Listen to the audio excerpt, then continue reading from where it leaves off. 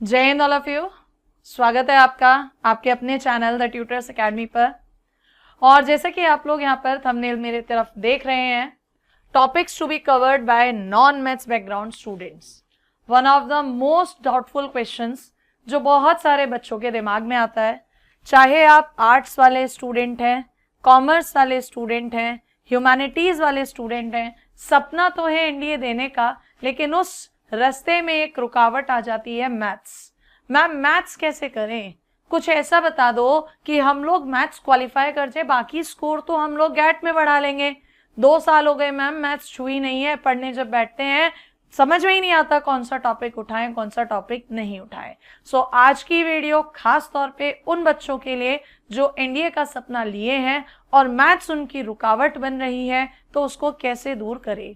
यहाँ पर एक प्लान ऐसा आपको दे रही हूं मैं, आप डेज वाइज क्वेश्चन का वेटेज वाइज उस टॉपिक को उसी मैनर में कीजिएगा, आपका मैथ्स क्लियर होगा, बिल्कुल भी मैथ्स नहीं रुक सकता। सो यहाँ पर हम लोगों ने आपके लिए जो तैयार किया है, पूरा रिसर्च करने के बाद, पेपर को एनालाइज करने के बाद, ये टोटल 14 टॉपिक्स हैं जो आपको करने होंगे और इसी सीक्वेंस में करने होंगे। ये नहीं लिखा मैंने कोई सा भी पहले कर लेना, इसी सीक्वेंस में आपको चलना होगा। तो सबसे पहला टॉपिक मैंने लॉगरिथम रखा है, क्योंकि एग्जाम में इसका वेटेज होता है 1 to 2 क्वेश्चंस का, और साथ ही में इसमें जो प्रॉपर्टीज यूज होती हैं वो प्रॉपर्टीज आपकी किसी भी चैप्टर में यूज हो जाती हैं। यहाँ पर जो मैंने चैप्टर लिखे हैं उनमें भी इनकी प्रॉपर्टीज यूज होंगी, इसीलिए इस चैप्टर को मैंने आपसे सबसे पहले करने के लिए कहा है। फिर आता है second, binary number, 1 to 2 question. पहले वो टॉपिक उठा रहे हैं जो बेटे हमारे क्या है, छोटे छोटे टॉपिक है, लेकिन मस्ट है, एग्जाम में आएगा और गलती के चांसेस हमारे उसमें नहीं होते। आप लोगों को, आर्ट्स स्टूडेंट, कॉमर्स स्टूडेंट को बहुत सोच समझ के काम करना होता है। थर्ड टॉपिक मैंने उठाया है सेट थ्योरी, रिलेशंस। अगर इन दोनों ही टॉपिक्स को हम मिला लें तो यहाँ हमारे 3 to 5 क्वेश्चंस बनते हैं। कई बार तो एक ही क्वेश्चन आ जाता है थ्योरी वाला, इकट्ठे 5 क्वेश्चन ले आता है। अगर अलग अलग भी आ रहा है तो कहीं ना कहीं हमारे पास 2 से 3 क्वेश्चन सेट थ्योरी के, 1 से 2 क्वेश्चन हमारा बनता है रिलेशन का। इसके बाद उठाते हैं, देखो स्ट्रेट लाइन। स्ट्रेट लाइन आपके 6 to 8 क्वेश्चंस लेकर आता है। स्ट्रेट लाइंस आपका 6 to 8 क्वेश्चंस लेकर आता है, और इसमें अगर बच्चे ने 10th तक मैथ्स पढ़ी है, उसे थोड़ा गाइडेंस अच्छे से मिल जाए, वो कर लेगा, उसे कोई प्रॉब्लम यहाँ पे नहीं आनी। इसीलिए 5th नंबर पे स्ट्रेट लाइंस। क्वाड्रेटिक इक्वेशंस के लिए बात करें, 4 से 5 सवाल आते हैं आपके। अगेन ये भी आपका किससे रिलेटेड है, 10th क्लास में पढ़ते हो, रूट्स निकालना, फैक्टर निकालना। मैट्रिसेस डिटर्मिनेंट आपका 8 to 10 क्वेश्चंस लाता है। इसमें भी कोई ऐसा कॉम्प्लिकेशंस नहीं आता, तसल्ली से बैठो तो नॉन मैथ्स वाले स्टूडेंट्स आसानी से कर पाएंगे। सीक्वेंस सीरीज 4 से 5 सवाल आते हैं। स्टैटिस्टिक्स 8 से 10 सवाल आते हैं। कुछ बच्चे कहते हैं मैम स्टैटिस्टिक्स तो टफ पड़ती है। बेटा जो मैथ्स वाले स्टूडेंट हैं, माइट भी उनको मैं एक बार कह दूं स्टैटिस्टिक्स इग्नोर कर दो, रीजन इज दैट वो पूरा मैथ्स पढ़ रहे हैं, इंटीग्रेशन, कैलकुलस, है ना।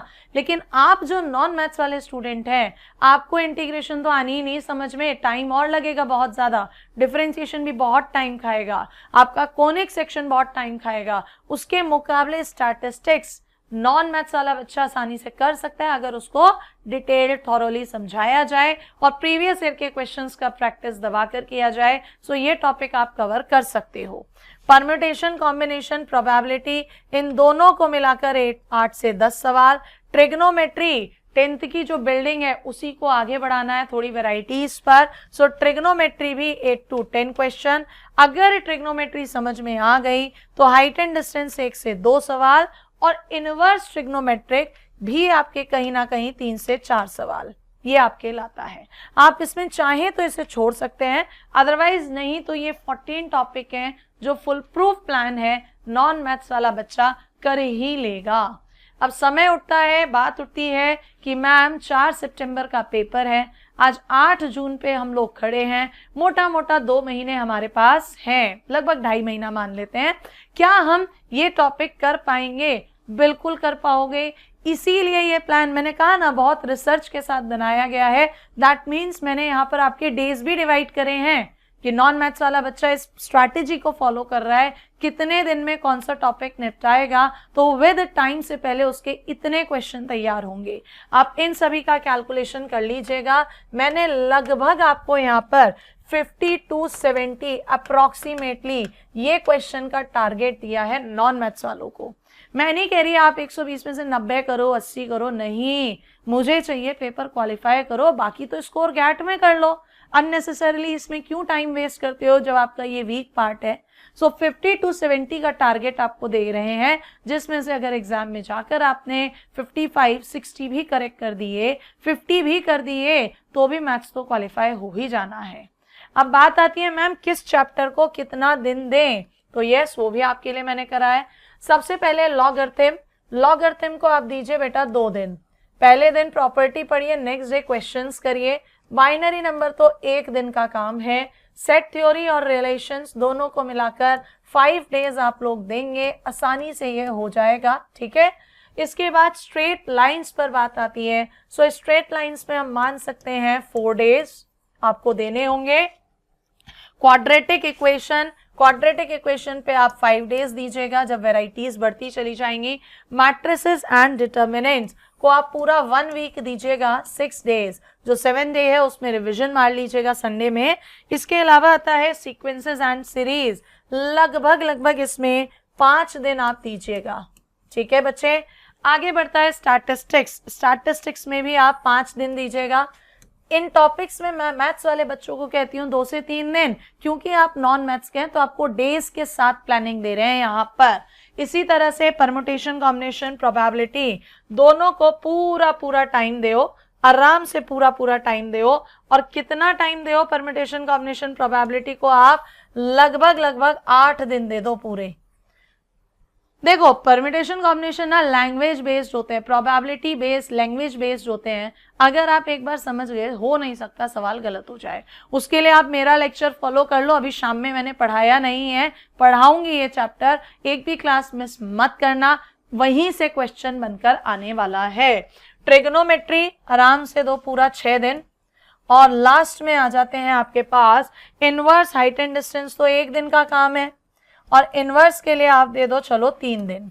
तो अगर यहाँ पर आप इन दिनों को भी कैलकुलेट करते हो, क्या कहा, इन दिनों को भी आप कैलकुलेट कर रहे हो, तो मैंने आपको जो ये प्लान पूरा दिया है, ये डे वाइज अगर देखा जाए तो लगभग मैंने आपको ये प्लान दिया है, कौन सा, 55 डेज से 60 डेज का प्लान है। बाकी तो आपके ऊपर है, जिसका जो टॉपिक पहले फिनिश हो गया वो अगला दिन उसके रिवीजन मार लो। सो 55 to 60 डेज का प्लान है। जो दिन बचे उसमें प्रीवियस ईयर क्वेश्चंस उठा लो, 10 ईयर सॉल्व कर लो और चेक करो क्या किस स्ट्रैटेजी से जाकर हम लोग पेपर क्वालिफाई कर पा रहे हैं। प्रीवियस ईयर से आइडिया लगेगा। मैंने यहाँ कहीं नहीं कहा आपसे कि आप कॉम्प्लेक्स नंबर करो, बाइनोमियल थ्योरम करो, नॉट एट ऑल।